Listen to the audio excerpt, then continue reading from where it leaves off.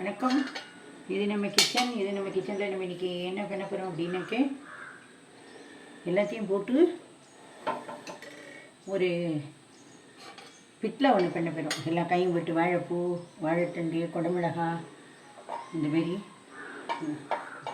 எல்லாத்தையும் போட்டு வாழைக்காய், வாழைத்தண்டு, வாழைப்பூ, குடமிளகாய் இதெல்லாம் போட்டு இதுக்கு முதல்ல ஒரு பவுட்ரு ஒன்று அரைக்கணும். அதுக்கு நான் அதில் ஒரு ஸ்பூனு எண்ணெய் விட்டுருக்கேன். இதில் 2 தனியாக போட்டுருக்கேன். 2 மிளகாவத்தூள் போட்டுருக்கேன்.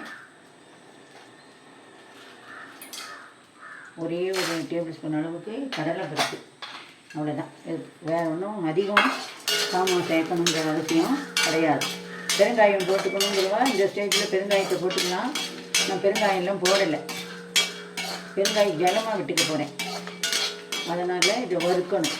இது நல்லா கோல்டன் கலரில் வந்த உடனே தட்டில் எடுத்துட்டு ஆறணும்.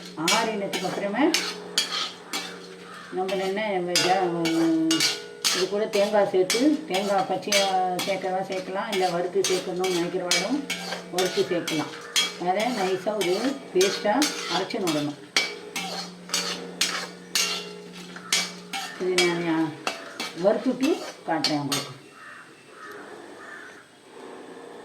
இப்போ இது நல்லா வெறுபட்டு நம்ம இதை எடுக்கிறோம். நான் அடுப்பை ஆஃப் பண்ணிவிட்டு இதை எடுக்கிறேன். நல்லா வறுபட்டு இதுக்கு தேவையான மிளகு, ஜீரகம், வெந்தயம், உளுத்தம்பருப்பு இதெல்லாம் வச்சு அரைக்கணுங்கிறத அரைச்சிக்கலாம். இந்த டிஷ்ஷுக்கு இது போதும் அப்படிங்கிறதுனால நான் இது பண்ணிட்டேன். இப்போ நான் அடுப்பை பற்ற வச்சுக்கிறேன். தேங்காய் துருவி வச்சுருக்கேன். தேவையான அளவு நம்ம தேங்காயை இதில் சேர்த்துக்கலாம்.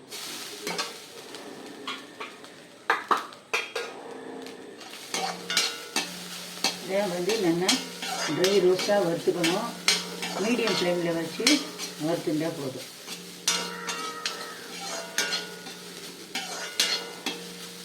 கொத்தமல்லி டிஃப்ரெண்ட் டேஸ்ட்டில் வேணும் அப்படிங்கிறவா கொத்தமல்லியை வதக்கி சேர்க்கலாம், புதினாவை வதக்கி சேர்க்கலாம்.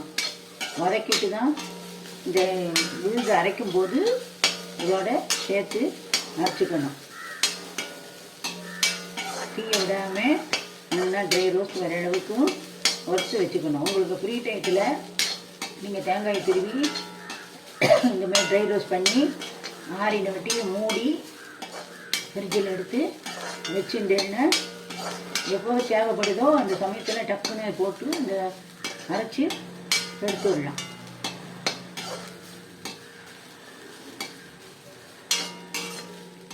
இப்போ நான் வறுத்துட்டேன். அடுப்பை ஆஃப் பண்ணிடுறேன். ஆஃப் பண்ணிவிட்டு இதையும் இதோட எடுத்துக்கிறேன்.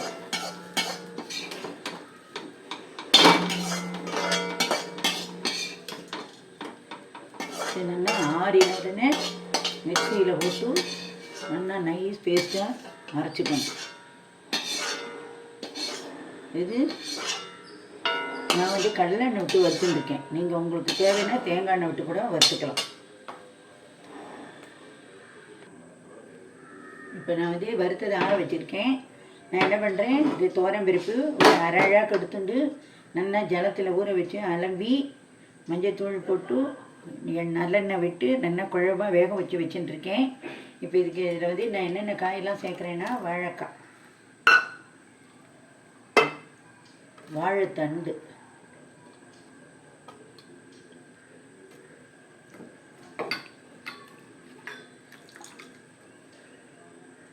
வாழைப்பூ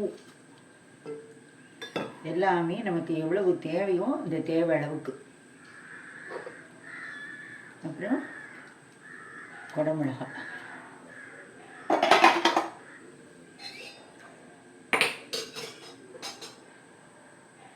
புளியை நல்லா பெரிய நெல்லிக்காய் சைஸ் அளவுக்கு புளியை நல்லா வெந்நீர் விட்டு ஊற வச்சு கரைச்சி வச்சுருக்கேன். இப்போ இது நமக்கு தேவையான அளவுக்கு புளி ஜலம் விட்டுக்கணும்.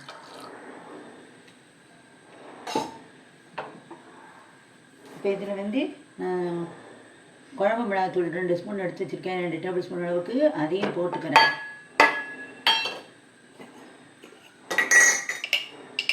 மஞ்சத்தூள், இதுக்கு தேவையான அளவு மஞ்சத்தூள். இப்போ இதுக்கு தேவையான அளவு உப்பு, இந்த டிஷ்ஷுக்கு தேவையான அளவுக்கு உப்பு.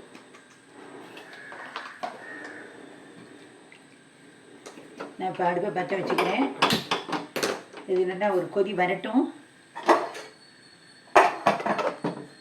இந்தமாரி நல்லா கலரி விட்டுருவோம். இது நல்லா ஒரு கொதி வரணும். கொதி வந்த உடனே அதுக்குள்ளே நான் இந்த வறுத்து ஆற வச்சதை அரைச்சி நோண்டு விட்றேன். இது ஒரு கொதி வரட்டும், பார்க்கலாம். இப்போ நம்ம கொதி எடுத்து இப்போ நம்ம இதுக்கு தேவையான பெருங்காய ஜலத்தை விடணும்.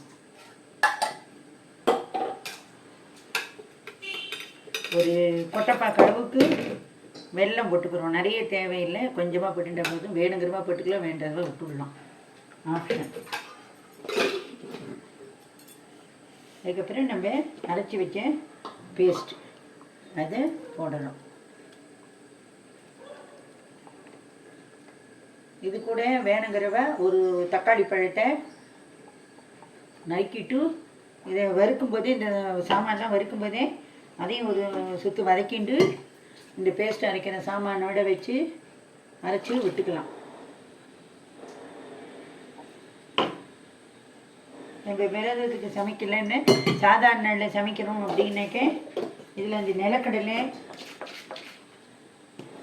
பச்சை நிலக்கடலையை வறுக்கணும். வறுத்துட்டு அது கூட ஒரு வெங்காயம் தக்காளி எல்லாம் சேர்த்து இந்த பேஸ்ட் அரைக்கும்போது அதோடு சேர்த்து அரைச்சி விட்டு வைக்கலாம். இது வந்து கொஞ்சம் தளர்த்தியாக பண்ணிட்டோம்னா சாப்பாட்டுக்கு, டிஃபனுக்கு, இட்லி, தோசை, அரிசி உப்புமா, ரவா உப்புமா, சேமியா உப்புமா, சப்பாத்தி,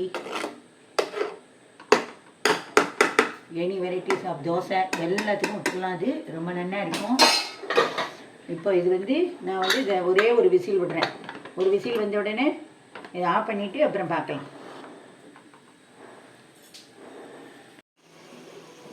இப்போ நம்மளுடைய வாங்கி ரெடி ஆகிட்டான்ட்டு பார்க்கலாம்.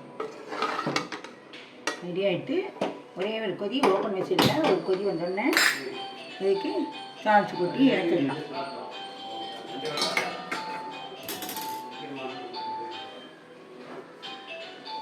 இப்போ இதுக்கு இந்த கொத்தமல்லியை தூவுறோம்.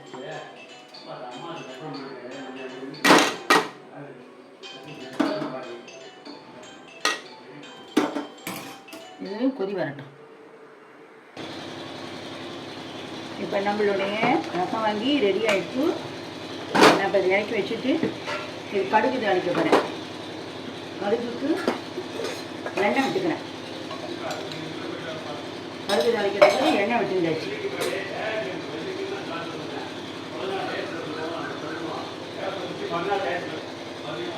இப்போ நான் வந்து கடுகு தாளிக்க போகிறேன். இதுக்கு தேவையான கடுகு தாளிக்கிறேன். இதுக்கு வந்து கடுகு, கடலைப்பருப்பு, மிளகாய் வத்தல், கருவேப்பிலை இதெல்லாம் தாளிக்கலாம். நான் வந்து இப்போ வெறும் கடுகு தான் தாளிக்கிறேன்.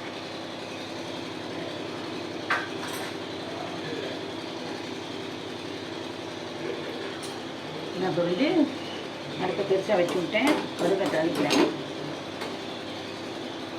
இதேமாரி எனி காய்கறியில் எந்த காய்கறிகள் வேணாலும் இதேமாரி பண்ணலாம். இன்னும் டேஸ்ட்டு நல்லா இருக்கும்.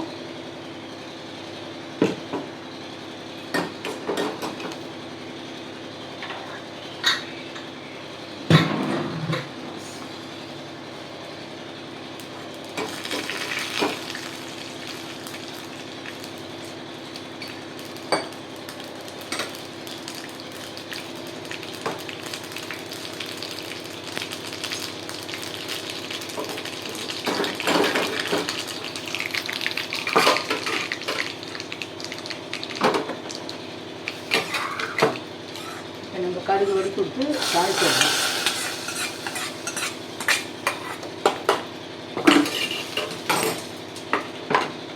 இப்போ நம்மளுடைய எல்லா காய்கறியும் போட்டு ரசம் வாங்கி ரெடி ஆகிடுச்சு. நான் அடுப்பை ஆஃப் பண்ணிட்டேன்.